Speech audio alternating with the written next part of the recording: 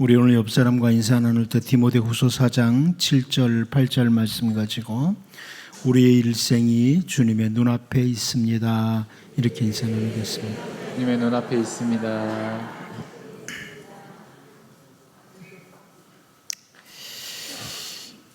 2020년 통계에 보면 대한민국 사람들의 평균 수명은 83.5세입니다. 남자의 평균 수명이 80.5세이고 여자의 평균 수명은 86.5세입니다. 그러다 보니 사람들은 나이가 90이 되고 100세가 되면 장수했다 이렇게 생각을 합니다. 그런데 모세는 시편 90편 4절을 통해서 주의 목전에는 천년이 지나간 어제 같으며 밤의 한순간 같을 뿐임이니이다 이렇게 표현을 했습니다. 하나님이 바라보실 때는 천년이라는 시간도 지나간 어제와 같다. 영원하신 하나님 앞에서 세상에 존재하는 모든 인간은 정말 짧은 인생을 살다가 떠나는 이런 존재에 불과합니다. 우리가 성경을 통해서 알 수 있듯이 에녹의 아들이었던 무두셀레가 969년을 살았다고 하는데 성경을 통해서 볼 때 가장 오래 살았던 사람, 노아의 홍수 이전 사람이라 969년을 살았는데 그 무두셀라의 생애도 영원하신 하나님 앞에는 정말 짧은 시간에 불과하다. 969년도 짧은 시간에 불과하다. 우리가 잘 알고 있는 말씀 중에 야고보서 4장 13절 14절 말씀을 보면 들으라 너희 중에 말하기를 오늘이나 내일이나 우리가 어떤 도시에 가서 거기서 1년을 머물며 장사하여 이익을 보리라 하는 자들아 내일 일을 너희가 알지 못하는도다. 너희 생명이 무엇이냐 너희는 잠깐 보이다가 없어지는 안개니라 이렇게 말씀을 합니다. 아무리 오래 산다고 해도 인간의 생명은 안개와 같다. 안개와 같다. 아침에 앞이 안 보일 정도의 자욱한 안개도 순식간에 사라져버리는 것처럼 우리의 인생이 안개와 같다. 아주 분명하게 선포해 주고 있습니다. 우리 주변에 아무리 대단한 실력을 갖춘 사람도 아주 엄청난 건강을 가진 사람도 풍성한 재물을 가진 사람도 있는데 어느 날 안개처럼 갑자기 사라지는 것을 우리는 주변에서 늘 확인하면서 살아가게 됩니다. 오늘 본문에 나오는 세례 요한도 마찬가지입니다. 오늘 본문에서 사도 요한이 언급하는 세례 요한도 마찬가지예요. 여러분 누가복음 3장 3절 말씀을 보면 요한이 요단강 근처 요단강 부근 각처에 와서 죄 사함을 받게 하는 회개의 세례를 전파하니 이렇게 말씀을 합니다. 이스라엘 백성들에게 세례 요한이 등장해서 회개의 세례를 전파했다. 그러자 수많은 사람들이 요한에게 몰려옵니다. 우리가 잘 알다시피 선지자 말라기 이후로 약 400년 동안 선지자가 없다가 세례 요한이 등장하니까 수많은 사람들이 세례 요한에게 몰려왔습니다. 그런데 누가복음 3장 7절 말씀을 보면 요한이 세례를 받으러 나오는 무리에게 이르되 독사의 자식들아 누가 너희에게 일러 장차올 진노를 피하라 하더냐 이렇게 아주 강력하게 외칩니다. 저 이방 나라 사람들이 아닙니다. 자기들 나름대로 하나님의 선민이라고 생각하면서 살아가던 이스라엘 백성들에게 독사의 자식들아 이렇게 호칭하면서 강하게 회개할 것을 선포합니다. 독사의 자식들아 그러니까 좀 부드럽게 들립니까? 이 뱀의 새끼들아, 사탄의 새끼들아 이런 말이에요. 그러자 수많은 무리들이 세리들이 군인들이 세례 요한에게 우리가 무엇을 하리까? 우리가 무엇을 하리까? 이렇게 물으며 나아갔습니다. 여러분 이 모습을 보면 이 세례 요한은 얼마나 당당하고 아주 뛰어난 하나님의 종인가? 이것을 우리가 생각하게 됩니다. 그런데요, 마가복음 6장 22절 말씀을 보면 헤로디아의 딸이 친히 들어와 춤을 추어 헤롯과 그와 함께 앉은 자들을 기쁘게 한지라. 왕이 그 소녀에게 이르되 무엇이든지 내가 원하는 것을 내게 구하라, 내가 주리라. 이렇게 말씀하죠. 우리가 잘 알다시피 사실 아무것도 알지 못하는 그 헤로디아의 딸이 세례 요한의 머리를 구해요. 그리고 이 요한은 곧바로 죽임을 당하고 맙니다. 정말 짧은 인생을 살다가 역사 가운데서 사라진 안개와 같은 인생을 살다 간 사람이 바로 요한의 모습입니다. 이제 오늘 본문에서 그 안개와 같이 짧은 인생, 잠시 머물다 떠난 세례 요한이 살았던 삶에 대한 사도 요한의 표현을 오늘 본문에서 보면서 오늘 우리들도 역시 안개와 같은 인생을 살다가 어느 날 떠날 존재들인데 우리를 정직하게 돌아보면서 비록 짧은 인생이라고 할지라도 주님 앞에 신실하게 살아가는 이런 주님의 백성들로 우리가 세워질 수 있기를 바랍니다. 첫 번째로 저는 오늘 주목하고 싶은 것은 인간을 자주 실패하도록 하는 사탄의 속임수를 보게 됩니다.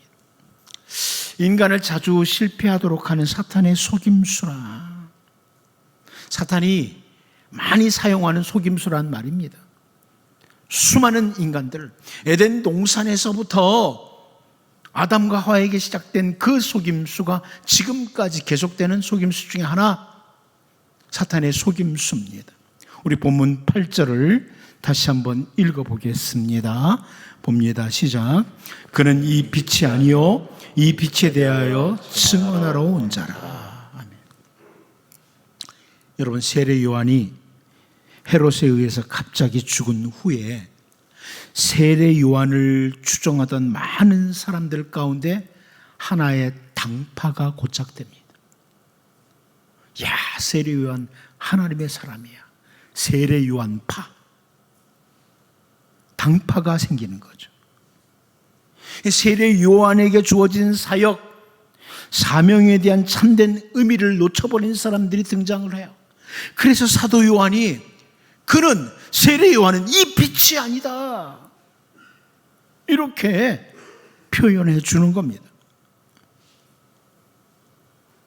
물론 여러분, 세례 요한은 정말 짧은 생애를 살다가 안개와 같이 사라졌지만 뛰어난 주님의 종이었습니다.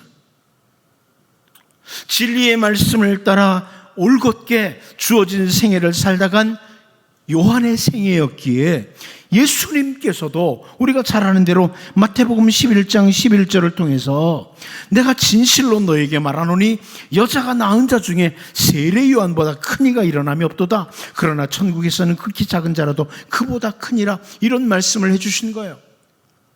지금까지 세상에 태어난 사람들 중에 세례 요한이 가장 크다는 거죠. 그러다 보니까 세례 요한이 죽은 후에 하나의 당파가 생긴 거예요. 야, 이 세례 요한, 나는 세례 요한파야, 이렇게 말이죠. 하지만 아무리 뛰어난 주님의 종이라고 해도 우리는 그 어떤 사람이 아니라 그 사람을 보내신 하나님을 바라보는 눈을 가지고 살아야 되는 거예요. 사람이 아니에요. 사탄은 지금도 계속 유혹해요. 아, 이 사람 좀 봐라, 이 목사를 봐라, 이 사람 좀 봐라.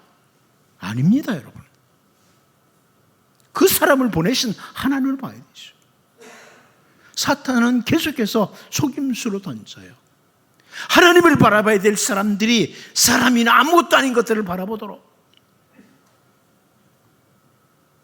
우리가 잘 알다시피 광야의 이스라엘 백성들이 원망을 하다가 불뱀들이 나타나서 물리고 고통과 죽음을 당하는 일들이 생겼습니다.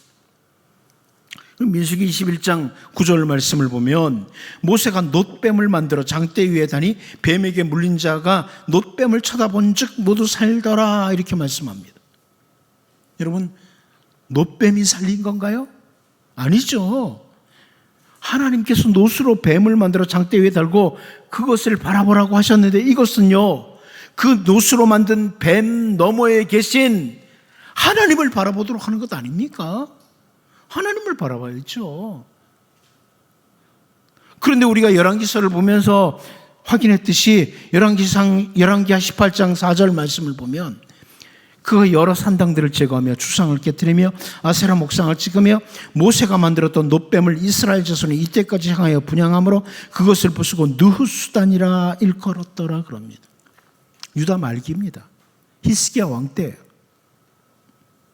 그때까지, 유다 말기까지 모세가 만들었던 놋뱀을 향해서 앞에서 분향을 하는 이 어리석은 행동을 누가요? 선민이라고 하는 이스라엘 백성들이, 유다 백성들이 행한 거예요. 사탄은 끊임없이 인간들을 그와 비슷한 속임수를 가지고 넘어지도록 만들고 있어요.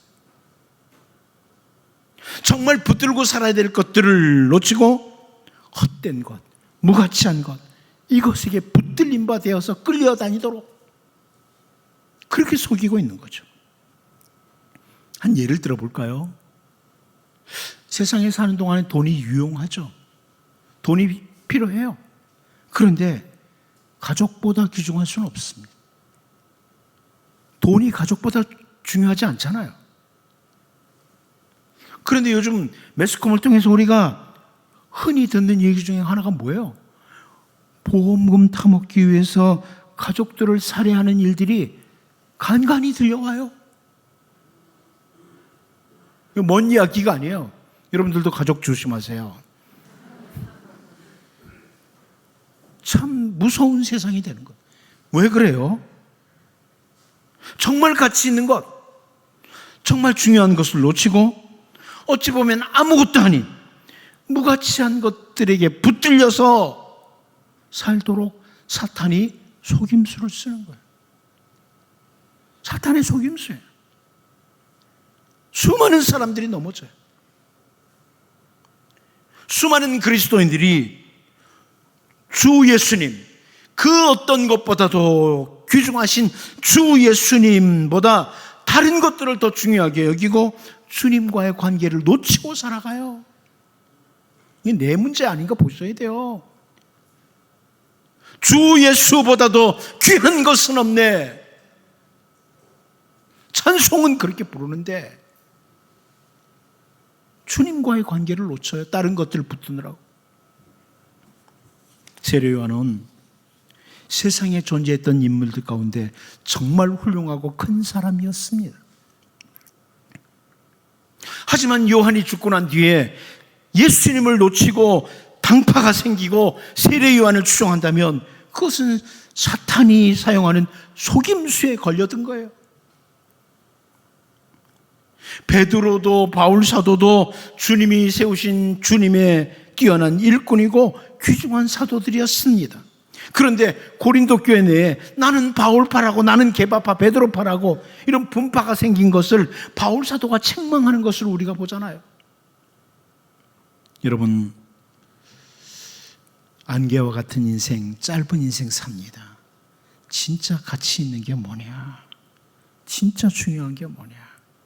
이것을 놓치고 무가치한 것을 위해서 그것들에게 붙들림 받아서 이리저리 끌려다니는 자가 아니라 정말 짧은 인생이지만 무엇이 중요하냐, 무엇이 가치 있냐, 이것을 잘 붙들고 주님 앞에 신실하게 살아가는 우리 모두가 될 수 있기를 바랍니다.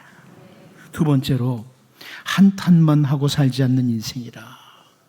한탄만 하고 살지 않는 인생이라. 우리 본문 8절을 다시 한번 읽어보겠습니다. 봅니다. 시작. 그는 이 빛이 아니요 이 빛에 대하여 증언하러 온 자라. 여러분, 세례 요한은 이 빛이 아니라고 사도 요한이 본문에서 강조합니다. 그는 이 빛이 아니다. 우리가 앞부분에 쭉 살펴봤지만 사람들의 빛, 생명의 빛은 아니라는 거예요. 세례 요한이 아무리 뛰어나도 사람들의 빛, 생명의 빛은 아니다. 자, 그런데 세례요한이 나는 뭐 그 빛도 아닌데 뭐 이러면서 주저앉아 있는 게 아닙니다. 나는 그 빛도 아닌데 뭐 이러면서 낙심해 있는 게 아니라 자기에게 주어진 사명을 위해 최선을 다하는 거예요. 자기가 그 빛은 아니지만 주어진 사명을 위해 최선을 다하는 거예요. 야고보서를 통해서 우리 하나님께서 너희는 잠깐 보이다가 없어지는 안개니라 그랬기 때문에 인생 참 짧네, 한탄만 하면서 낙심하고 살아라, 이런 의미가 아니에요. 그런 말씀이 아니에요. 오히려 야고보서 4장 15절을 보면 너희가 도리어 말하기를 주의 뜻이면 우리가 살기도 하고 이것이나 저것을 하리라 할 것이거늘. 안개와 같은 인생이지만, 정말 짧은 인생이지만 우리가 잠시 있다가 사라지는 그런 존재라고 해서 낙심하고 한탄만 하고 살아가는 것이 아니라, 어차피 짧은 인생인데 뭐 이게 아니라, 짧은 인생이지만 주님의 뜻이 무엇인가, 주님의 선하신 뜻을 추구하고 살아야 된다는 거예요. 여러분, 많은 사람들이 갈렙이라는 사람을 참 좋아합니다. 갈렙은 젊은 시절에 가데스바네아에서 유다 지파의 대표로 약속의 땅을 정탐하기 위해 갔던 12명 중에 한 명입니다. 우리가 잘 알다시피 그 땅을 정탐하고 들어온 10명의 정탐꾼들이 그 땅을 악평하면서 말했습니다. 백성들을 낙심하게 만들었습니다. 그런데 갈렙은 하나님이 주시는 그 땅은 젖과 꿀이 흐르는 땅이다, 이렇게 말을 하면서 민수기 14장 9절을 보면 다만 여호와를 거역하지는 말라, 또 그 땅 백성을 두려워하지 말라, 그들은 우리의 먹이라, 그들의 보호자는 그들에게서 떠났고 여호와는 우리와 함께 하시느니라, 그들을 두려워하지 말라. 이렇게 말을 합니다. 참 대단한 믿음을 가진 사람이죠. 그런데 우리가 잘 알다시피 함께 정탐하러 갔던 12명 중에 여호수아가 이스라엘 전체의 지도자가 됩니다. 갈렙은 그렇게 뛰어난 믿음을 발휘하면서 백성들을 믿음의 길로 돌아서도록 했던 사람인데 전체 지도자로 세움을 입는 게 아닙니다. 그런데 갈렙이 나는 왜 여호수아와 달리 왜 이스라엘 전체 지도자로 세움을 입지 못하느냐, 불평하거나 한탄만 하고 있는 게 아닙니다. 갈렙 자기 자신에게 주어진 그 위치에서 나이가 75세가 되어도 최선을 다하는 신실함을 보인 거예요. 신실함을 보이는 거예요. 오늘 우리 모두가 다 모세나 여호수아 혹은 엘리야나 엘리사가 될 수는 없습니다. 하지만 내게 주어진 인생의 시간 동안, 나에게 주어진 삶의 자리에서 주님이 나에게 맡기신 그 일에 최선을 다하는 신실한 삶의 모습을 가지는 것이 주님의 백성의 올바른 모습입니다. 다윗은 자기에게 주어진 인생의 시간이 손바닥 넓이만 하다고, 한 뼘 길이만 하다고 이렇게 표현을 했습니다. 그렇다고 해서 인생이 짧다고 한탄만 하고 낙심만 하고 살아가는 것이 아니라, 그는 호흡이 있는 동안 주님이 세우신 이스라엘의 왕으로서 최선을 다하는 거죠. 여러분, 안개와 같이 사라지는 인생이라고 낙심하고 한탄만 하거나 삶을 살아가면서 내게 주어진 자리가 다른 사람들보다 덜 중요한 것 같다고 여기고 역시 낙심하거나 한탄만 하는 어리석은 삶이 아니라, 오늘 이 시대에 나에게 주어진 삶의 자리에서 주님의 귀하신 뜻을 추구하면서 최선을 다하는, 비록 안개와 같은 인생이지만 주님의 종으로 살아가는 우리 모두가 될 수 있기를 바랍니다. 마지막 한 가지 더 봅니다. 존재하는 목적을 놓치지 않았다. 존재하는 목적을 놓치지 않았다. 우리 본문 8절을 다시 한번 읽어봅니다. 보겠습니다. 시작. 그는 이 빛이 아니요 이 빛에 대하여 증언하러 온 자라. 세례요한은 정말 짧은 인생, 안개와 같은 인생을 살다가 죽음을 맞이했지만 자기가 왜 이 땅에 존재하는지, 왜 그 시대에 그 땅에 존재하도록 하셨는지 존재의 목적을 놓치지 않고 살아갔던 겁니다. 나를 이 시대에 왜 살도록 하셨나? 여러분, 우리는 느헤미야라는 지도자를 잘 압니다. 느헤미야 1장 1절 말씀을 보면 하가랴의 아들 느헤미야의 말이라 아닥사스다 왕 제20년 기슬로월에 내가 수산궁에 있는데, 이렇게 표현합니다. 느헤미야는 우리가 잘 아는 페르시아 제국에 아닥사스다 왕 때 수산궁에 있었다. 아주 왕에게 신임을 받고 있는 술관원이었습니다. 한마디로 느헤미야는 그에게 주어진 인생을 아주 편안하게 온갖 좋은 것들을 다 누리면서 살아갈 수가 있었습니다. 어차피 한 번 살다 떠나가는 안개와 같은 인생인데 무너진 예루살렘 성벽을 중수하기 위해서 그렇게 고통을 당하고 그렇게 욕을 먹고 힘든 일을 수행하면서 살기보다는 느헤미야가 나 몰라라 하면서 넉넉히 편안한 생활을 살 수가 있었습니다. 그런데 느헤미야는 왜 하나님께서 이 시대에 나를 존재하도록 하셨는지 존재의 목적을 확인한 거예요. 나를 왜 존재하게 하셨냐? 바로 이때, 이 어둠의 때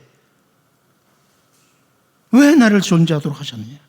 그러므로 그 궁에서 편안하고 모든 것을 누릴 수 있는 삶을 포기하고 사명을 수행하는 자로 살았던 겁니다.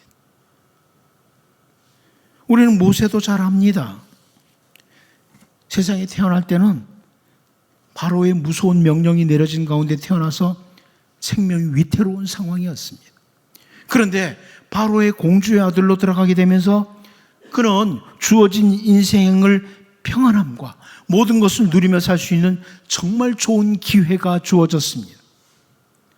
그런데 여러분, 히브리서 기자가 하는 말씀을 잘 알죠? 히브리서 11장 24절에서 26절 말씀을 보면 믿음으로 모세는 장성하여 바로의 공주의 아들이라 칭함받기를 거절하고 도리어 하나님의 백성과 함께 고난받기를 잠시 죄악의 낙을 누리는 것보다 더 좋아하고 그리스도를 위하여 받는 수모를 애굽의 모든 보화보다 더 큰 재물로 여겼으니 이는 상주심을 바라봅니다. 자기가 왜 그 시대에 그 땅에 존재하는지, 하나님께서 왜 이 시대에 나를 존재하도록 하셨는지 존재의 목적을 확인했기 때문에 그렇습니다. 세례 요한이요, 요단강에서 세례를 베풀 때 수많은 사람들이 나왔습니다. 제가 이런 표현을 사용해서 죄송하지만 당시 인기가 최고였습니다. 최고의 인기를 누릴 수 있었습니다. 하지만 자기의 존재하는 목적, 자기가 존재하는 목적을 확인했던 요한은 자기 사명에 충실함으로, 오늘 본문에서 세례 요한은 이 빛에 대하여 증언하러 온 자라, 이렇게 사도 요한이 설명을 해요. 세례 요한은 세상의 인기나 누리려고 온 것이 아니라 이 빛에 대해서, 예수 그리스도에 대해서 증언하러 온 자라. 여러분, 목사인 제가 교회에 왜 존재하는지 놓치고 살아간다면 참 측은한 일이죠. 목사가 왜 존재하느냐? 이거 놓치면 장로, 권사, 집사, 교사 그리고 성도들이 이 시대에 왜 하나님께서 존재하도록 하셨는지를 놓치고 살아간다면 정말 안타깝고 측은한 일입니다. 안타깝고 측은한 일입니다. 우리 주 예수님께서 시몬의 장모와 많은 병자들을 고쳐주시니까 그 지역의 수많은 사람들이 예수님을 찾았습니다. 제자들이 사람들이 주를 찾습니다 소식을 전했을 때에 예수님 마가복음 1장 38절을 통해서 이르시되 우리가 다른 가까운 마을들로 가자. 거기서도 전도하리니 내가 이를 위하여 왔노라 하시고 수많은 사람들이 찾아와서 인기 누릴 수 있죠. 다른 가까운 마을로 가자. 거기서도 전도하리니 내가 이를 위하여 왔노라.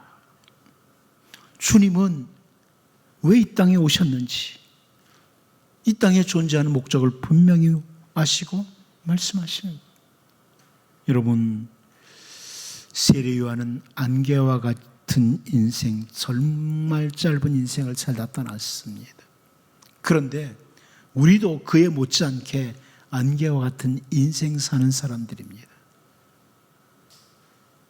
왜 사는지, 하나님이 왜 살도록 하셨는지 이거 놓치고 정말 어리석은 삶, 누가 봐도 측은한 삶이 아니라 내게 주신 사명은 무엇인가? 내가 무엇을 하고 살아야 되는가? 주님은 나에게 이 땅에 무엇을 하도록 하시는가? 이것을 분명히 확인하고 정말 주님이 기뻐하시는 하나님의 사람들로 살 수 있기를 바랍니다. 기도합니다. 하나님 아버지, 사탄에게 속아서 가장 가치 있는 것들을 놓치고 무가치한 것을 위해서 안개와 같은 인생을 수많은 사람들이 허비합니다. 주님, 정말 중요한 것이 무엇인지를 성령님 확인할 수 있도록 도와주시고, 비록 안개와 같이 살다가 사라지는 인생이지만 낙심하고 한탄만 하는 것이 아니라 내게 주어진 시대에 나에게 주어진 자리에서 정말 주님의 귀하신 뜻을 추구하며 내가 존재하는 목적을 놓치지 않고 신실하게, 진실하게, 거룩하게 살게 하여 주옵소서. 예수님의 이름으로 기도하옵나이다. 아멘.